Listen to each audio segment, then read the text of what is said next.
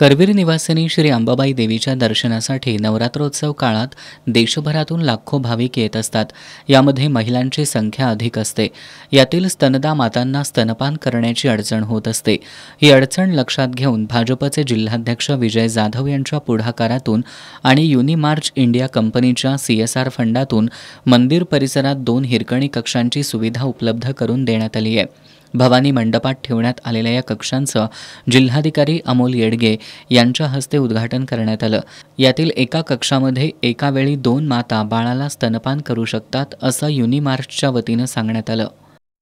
2 तरह के 2 सोफे लगाए हुए हैं, तो उससे आराम से 2 महीना एक समय में 2 महिलाएं आराम से बच्चे का फीडिंग कर सकती हैं। और उसके अलावा जो मटेरियल है ये गर्मी में भी गर्म नहीं रहता है, नॉर्मल टेम्परेचर रहता है। तो इसमें अगर आप देखेंगे सुविधाओं में कि जो फ़ैन लगा हुआ है, इसके अलावा एग्जॉस्ट फैन लगे हैं जिससे गर्मी नहीं रहती। प्लस इसमें डायपर चेंजिंग स्टेशन भी हमने बनाया है कि बच्चे को अगर डायपर चेंज करना है या कपड़े चेंज करना है तो वो भी आसानी से वो कर सकती हैं बिना किसी की मदद से।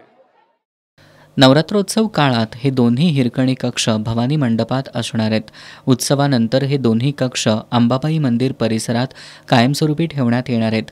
हिरकणी कक्षाच्या उद्घाटनावेळी पश्चिम महाराष्ट्र देवस्थान व्यवस्थापन समितीचे सचिव शिवराज नायकवाडे, मंदिर व्यवस्थापक महादेव दिंडे, युनिमार्च इंडिया कंपनीचे डॉक्टर शिशिर मिरगुंडे, शुभम सहाय्य, सलभ पुरोहित आदी उपस्थित होते।